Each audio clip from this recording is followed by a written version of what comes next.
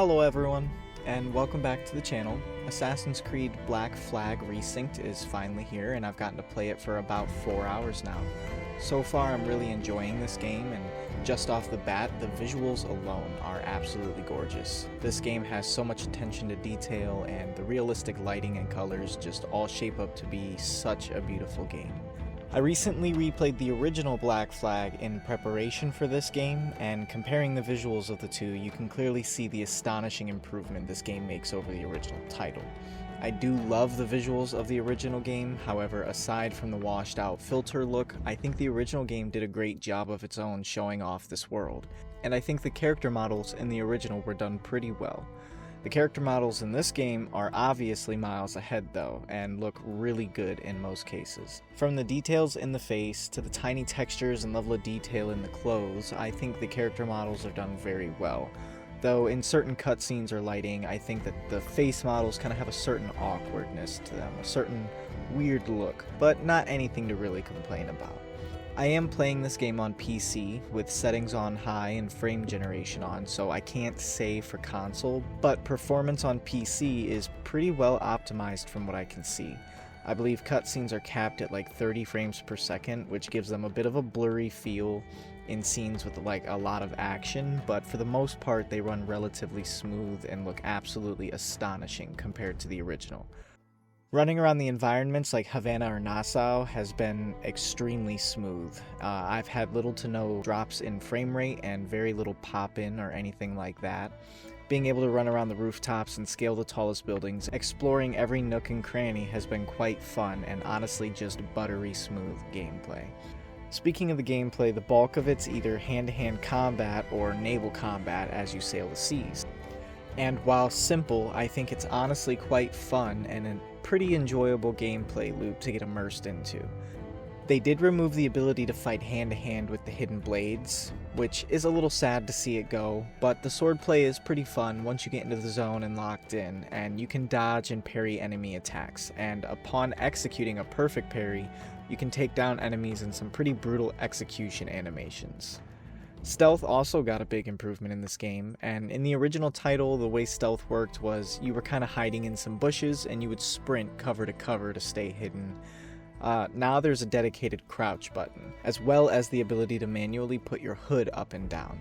Now, you can crouch from cover to cover, distracting and sneaking up on enemies a lot easier than the original title, and honestly, having this crouch button just seems like such an obvious thing for this game to have, and I really can't believe the original didn't have this mechanic. It just feels so necessary. Enemy AI is pretty predictable, which is fine in my opinion. Sometimes I like to just kick back and take out some dumb NPCs in funny ways.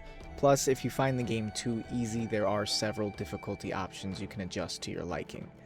While I haven't gotten to do very much of it yet, the naval combat is just as good as it always was.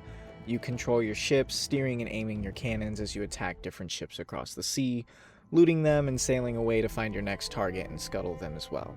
The brace mechanic returns, allowing crew to take cover to avoid incoming damage.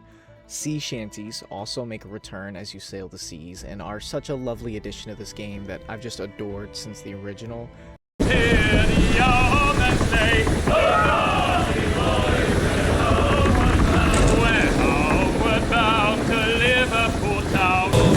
Give me every inch of sail! Loose pops and royals!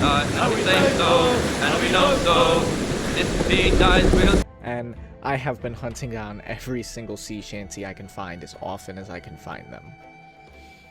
This game does make a couple of noticeable changes, such as the removal of the modern day segments and a few various additions to the story that I've noticed. I also noticed in Havana that the assassins contracts were missing.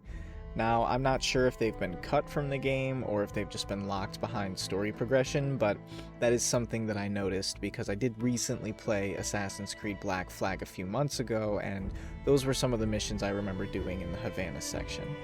Another great thing this game improves upon is the swimming. Now, it allows you to dive beneath the surface of the water and explore the ocean floor. This edition has proven to be one of my favorites so far, and I think it's a great aspect to the remake. Overall, I'm having a great time playing this game, and I've enjoyed pretty much everything about it so far. There are a couple of different outfit options you can unlock through the game, and you can buy paid DLC in the store. They add a pretty decent fun factor to it, despite being almost $83, I think, in DLC. But at least they look pretty cool, and you don't have to buy all of them. I sure won't be, but I'm hoping to play the heck out of this game and put up a full review comparing this to the original Black Flag once I'm finished with it. But until then, I just wanted to get my initial thoughts out there and my opinions, since I'm having such a good time playing this absolutely wonderful game. If you guys haven't picked it up or are thinking to, I think it's worth a go, especially if you were a fan of the original. It is a pretty faithful remake, despite cutting out certain elements of the game. It adds enough to just keep it feeling fresh, yet familiar enough to remind us all why Black Flag was the best pirate game out there. If you stuck around to the end, don't forget to like and subscribe, and I hope to see you guys again soon. Until next time, guys.